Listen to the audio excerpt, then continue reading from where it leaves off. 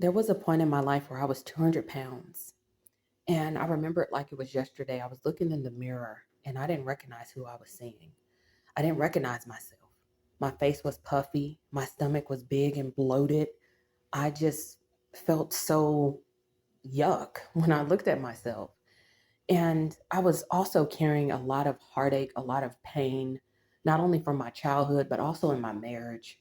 I was going through so much in my marriage. I felt rejected. I felt unloved. I felt unwanted. And carrying all of that just really, really broke me. But Jesus met me in my brokenness. And I remember just looking in the mirror, and Jesus came and he said, "See yourself through my eyes." And when he said that, it's as if everything else was removed. Nothing else mattered. It didn't matter how my husband was treating me. It didn't matter what happened in my childhood. It didn't matter all the heartache and pain, the rejection, the abandonment, the fear, etc., whatever I was wrestling with inside. In that moment, when Jesus spoke to me, it all went away. It's as if he washed it away and he gave me a fresh perspective moving forward. And I felt so loved. I felt so accepted. I felt so wanted. And I remember when he said it, it's as if he just took over my whole mindset and my own perspective. And then he also said, work on the things that people can't see. Work on the things that people can't see. And see, I was hiding a lot as well. I didn't want people to know I had a bad attitude, okay? I didn't want people to know that I had a lot of fears. Okay. So there was so much Jesus was letting me know you got to work on these things because he can see it, even though others can't see what we're wrestling with. Others can't see what's happening inside the home, right? Jesus sees what we try to hide. Jesus can see through the veil, through the mask, okay, through the intentions, through the heart of man. And so he began to change my perspective. But it didn't end there, and I wish it did, y'all. But shortly after that, I ended up opening my app because I have Walmart Plus. It's the delivery grocery app. And I start putting junk in my cart. I start putting the Twinkies and everything else that's not good for me, soda, chips, candy. I'm throwing it in my cart. And Jesus meets me again. And he's wanting me to take all of that off of my cart. No, I didn't want to do that. And so I'm going back and forth with him as if I'm wrestling with them, like I don't want to put this back. I want this candy. I want these cookies and ice cream because for me, that was my comfort. For me, it made me feel good. It took me back to that safe place, right?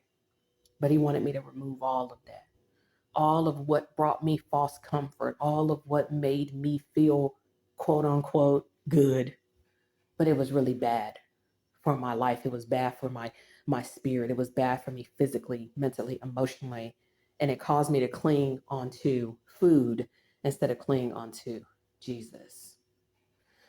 And so I ended up taking everything out of the cart and obeying Jesus because I had to think. The thought came to me, what are you doing? Why are you fighting Jesus? And then I took everything out of my cart. And I wish I could say it ended there, y'all, but it didn't. Me and my husband ended up moving to a new location.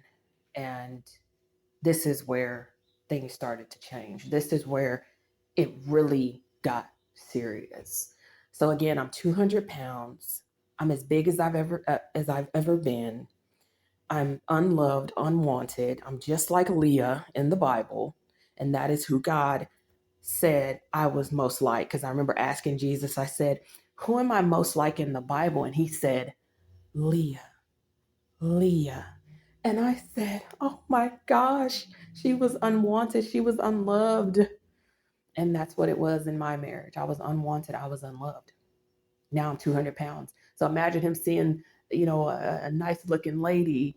She's fit, and then here I am, just as big as all get out. And so I can laugh about it now, y'all, but I wasn't laughing then. Okay. Time has passed since. And so this is where he had me to start working out. He wanted me to get up before everyone else in the community was up, and he wanted me to start walking. So he had me start off small, and he had given me a vision or a dream. I'm not sure, but I just remember seeing these people running in the community and they had on like workout attire. And I knew he was wanting me to start doing that as well. And so I complied, I obeyed. Now, mind you, during this time, I'm struggling with breathing.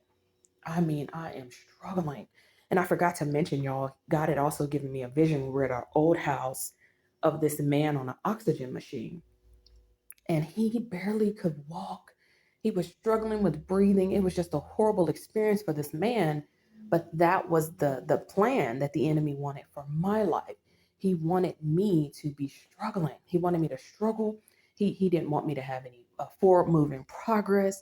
He wanted to stifle the plans that God had for my life. He didn't want me to get to the point I am now, where I'm creating the books, where I am on YouTube teaching and feeding Jesus' sheep and his lamb, sharing my testimony, and whatever else God wants to do in my life.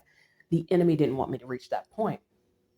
So fast forward, now we're at the new house. God wants me to now start walking. So I start off walking. Mind you, I'm struggling with my breathing. It's not easy to get back up and build that momentum to go forward again, to move again, to believe again, to have faith again, right? So I'm going in day by day, week by week, month by month. And then he amps it up a little bit. Now he wants me to start running. So you can only imagine I'm already struggling with breathing. But now you want me to run? So I obeyed. And how he would show me he wanted me to run, a rabbit would appear just out of nowhere. A little rabbit would appear in the community. And so I started running. And at first, it was crappy. But the more I did it, the better I was becoming. I was getting better at it. And then before you know it, I wasn't struggling with breathing as much as I used to. And then one day I'm running, and all of a sudden it's as if something broke inside of me. It broke. Not physically, but it's as if something broke spiritually. And all of a sudden I zoomed down the sidewalk and I just run as fast as I've ever ran, except when I was a child. And it's like something broke. And I, for the first time, breathed just like that. And I was like, whoa, I can breathe again. Now, mind you, as I'm progressing, as I'm getting better, as I'm improving, my marriage is falling apart. My husband is becoming more distant. He don't want nothing to do with me. He starts sleeping downstairs, but I'm staying upstairs with Jesus. And Jesus has me creating the music. Jesus is talking to me about how to earn passive income. And I'm in there communing with Jesus. I'm in there gaining insight of who I am, what I'm meant to do, all while my husband is doing whatever he was doing. But in that separation, in him going downstairs and me being upstairs, Jesus met me there. And I want to encourage anybody that's going through anything similar, whether your weight is up, whether your weight is down, whether you feel unloved in your marriage, whether you're running to the comfort foods, right? Whether you're in rebellion and disobedience, Jesus will meet you right there in your mess, in your hurt, in your pain. And he wants to change your perspective too. He wants you to know how much he loves you too. He wants you to know that there is hope and your situation is not hopeless. But I'm here to tell you, sometimes everything has to fall apart. Sometimes that separation has to come. He's going to bring that divide. He has to bring that sword.